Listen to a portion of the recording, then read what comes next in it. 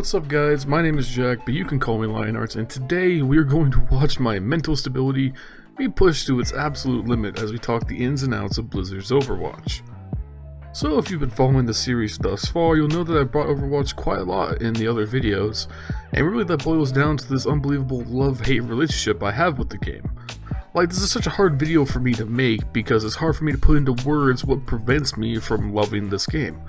Because on a certain objective level, it's a, close to perfect game.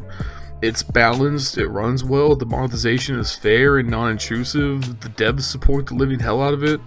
It's competitive, there's a lot of vibrancy and character, and the details and everything from maps to game modes to the heroes themselves to the HUD.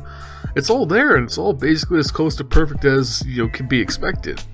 This is what Blizzard is known for. They take a genre and perfect it through and through, but still I find the game to be hard to enjoy, and hopefully I can try and articulate that to you guys in this video.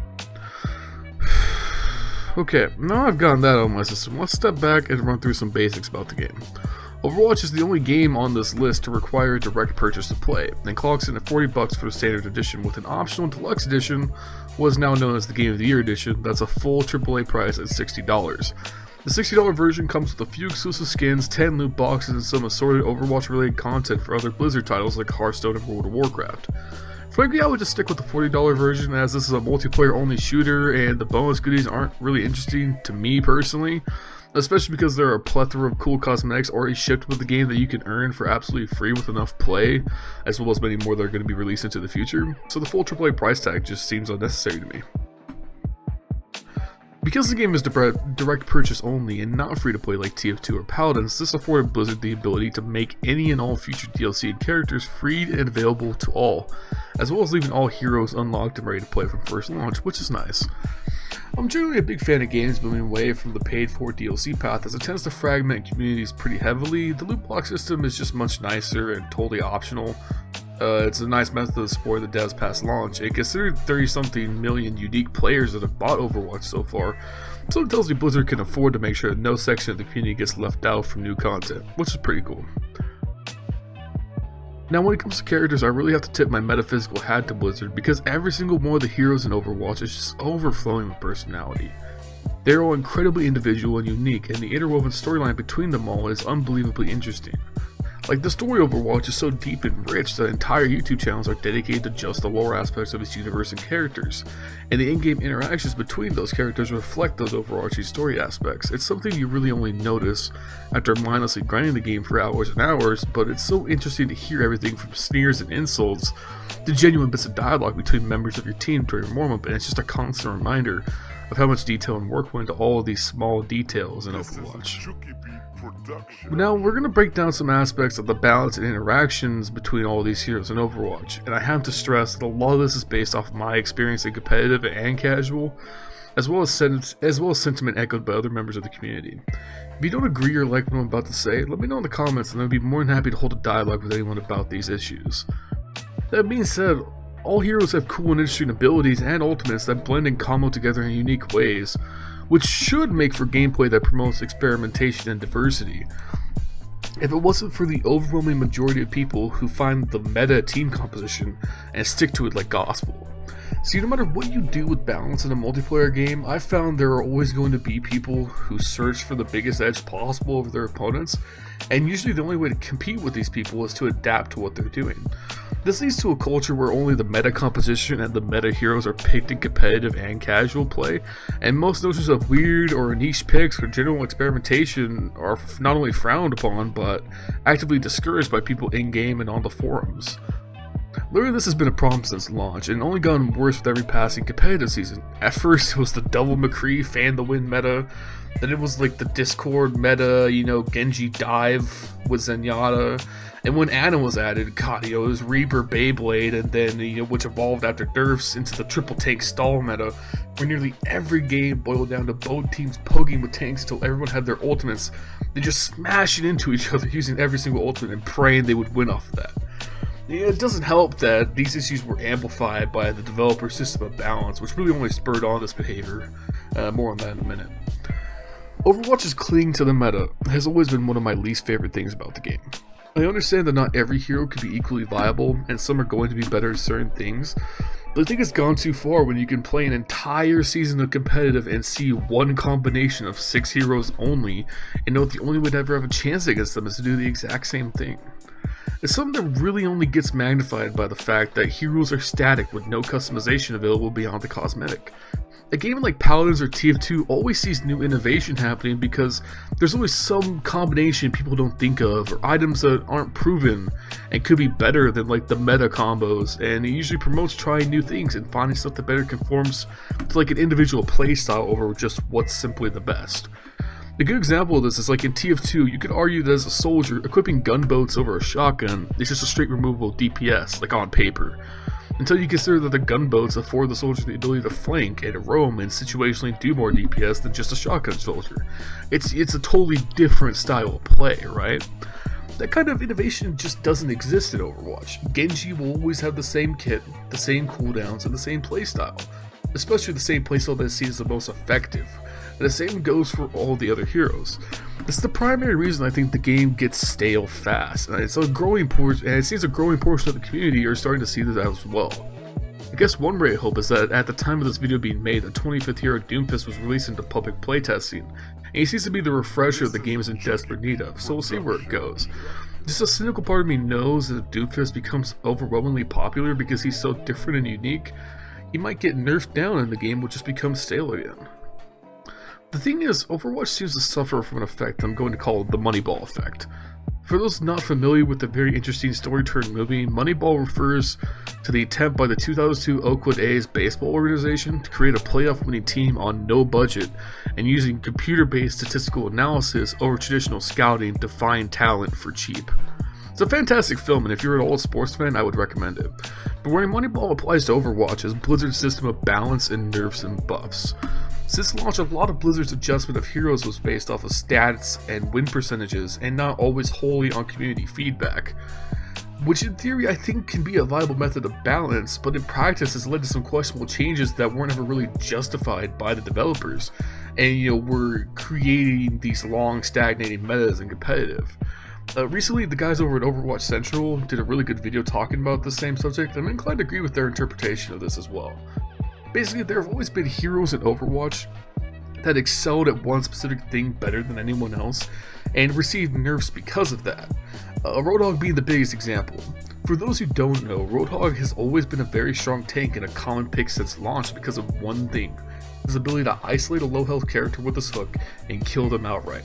This one specific thing made him a star because no other hero did it better. He was one of the best pick classes period in the game, but I wouldn't say he was overpowered. In my mind, a hero is overpowered when they can excel at all aspects of the game at any given time. Roadhog has his weaknesses, and people just need to play proactively to exploit them, but due to the fact that it was receiving a lot of complaint, and the statistics showed the Hog being picked predominantly, he received an onslaught of nerfs. He's probably one of the most changed heroes in the game, to the point that the one thing he was good at, that guaranteed pick if you were good enough, was taken away, and now the hero is not played at all. I firmly believe that the current dive-heavy meta in Overwatch would be totally countered by the old Roadhog, as he shuts down pretty much all of those characters like Genji, Winston, and Tracer. He shuts them down not because Roadhog is OP, but because he was designed to punish overextension, which is the primary focus of dive. Just up until now, Blizzard seemed to change things at will with not much developer feedback, and it left the community just scratching their heads wondering what's going on. I think generally they are too quick to nerf things into the ground, and over the months since launch, most of the fun and unique things about certain heroes were balanced to be more in line with everything else, which stripped away a lot of the fun and interesting in Overwatch and replaced it with stale, but balanced, I guess. Anyways, there are plenty of other videos on why Blizzard's balancing mentality isn't good.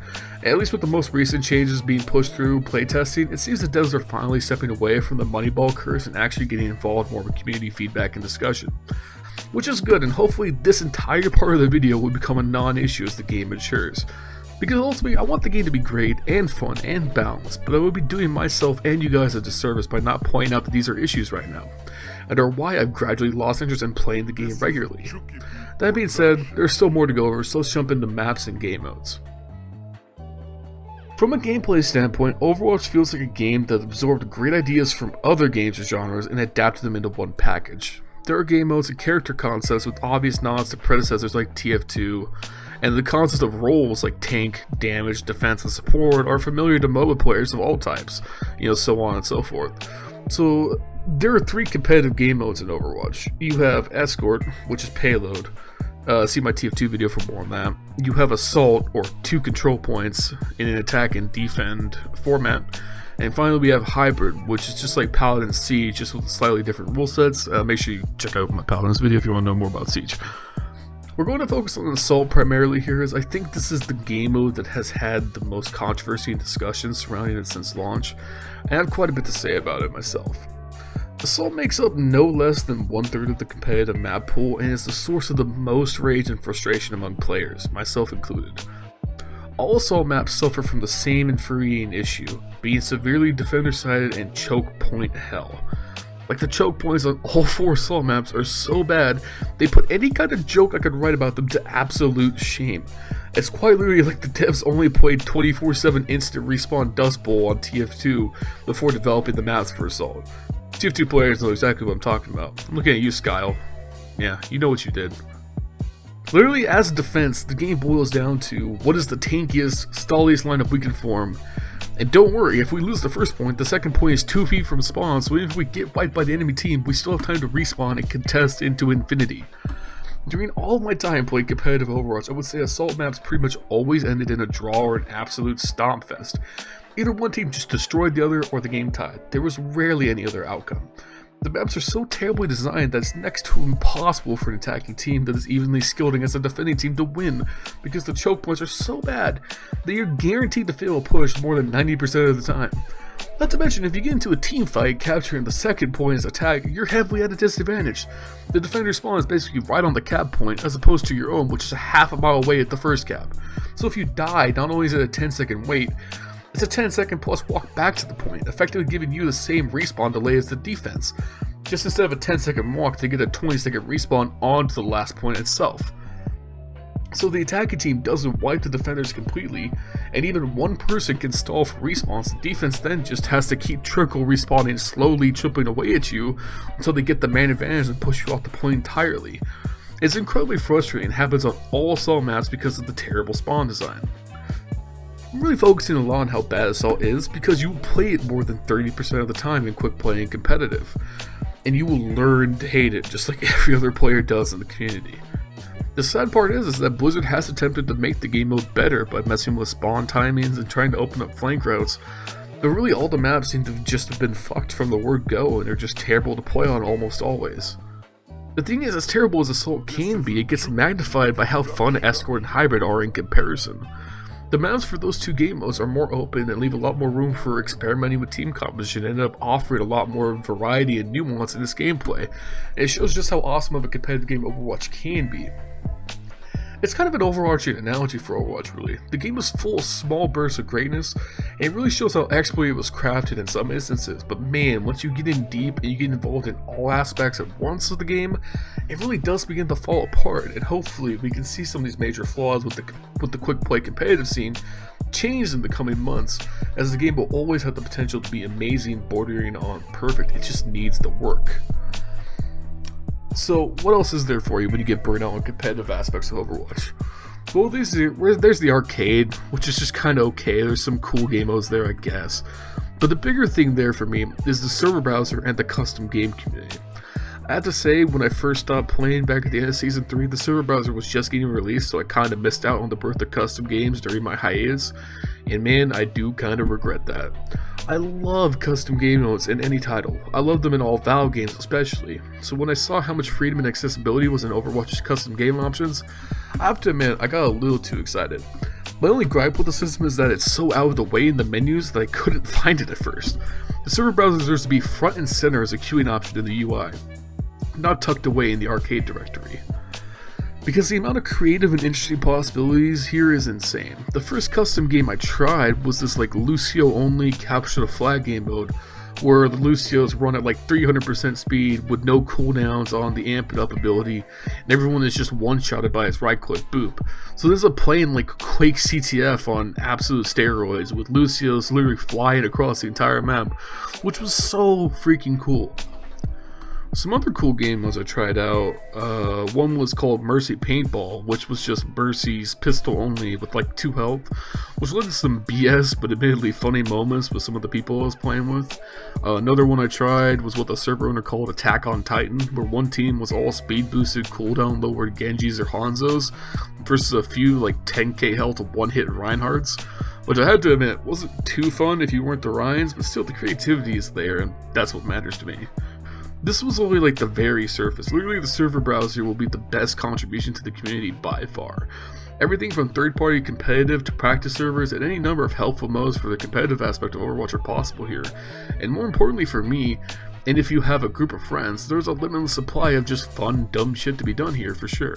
I can't wait to explore more past what I did for this video. So yeah, custom games, it's a big win for me. Overall, to kind of echo my sentiment at the beginning of this video, Overwatch has so much damn potential, it's ridiculous. As is right now, the devs have some massive hurdles to really earn the praise the game is worthy of receiving. The game has only just passed its first year of release, and I'm very cautiously excited to see what they do for year 2. So things I think are a massive priority are, for sure, reworking Assault as a game mode as well as its maps. To be brief, it's just not fun as a competitive mode and makes the game look sloppy and not designed well. 2 things Overwatch is definitely not, in my opinion. Blizzard, the community will give you all its support in fixing what's broke, you just gotta communicate with us. Y'all are getting better, but you need to keep being more and more involved or you'll lose our good faith fast. I think the next biggest priority is bringing some of the fun aspects of certain heroes back. The game is frankly slow-paced and stale. Blizzard needs to breathe life into the interesting heroes like Roadhog or Genji or McCree and make them stand out like they used to. We have enough of boring characters or simple characters like Orisa or, more simple ones like Reaper and 76.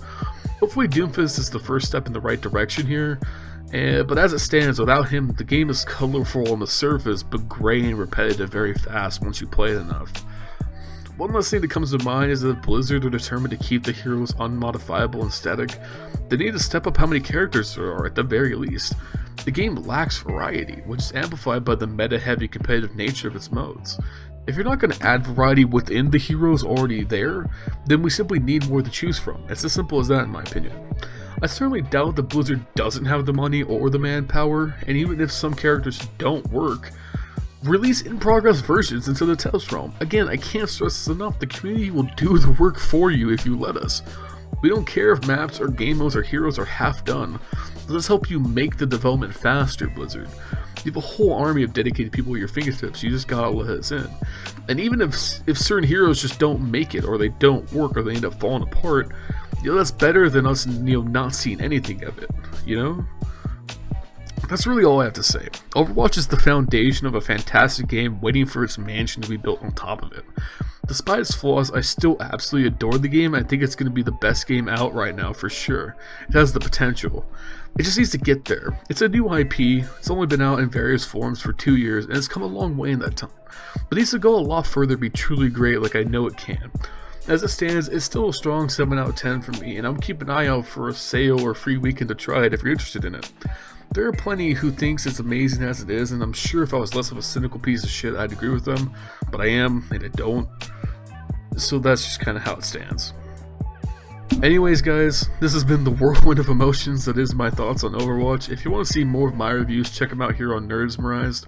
Follow me on Twitter if you want to see me occasionally reply to tweets and retweet random pictures of animals I find cute, as well as memes. Gotta have memes. I love memes. While you're at it, check out all the other amazing content here on the channel as well as our other hosts on Twitter and Facebook. I'm gonna go sleep now. Thanks for watching guys, I'll see you next time.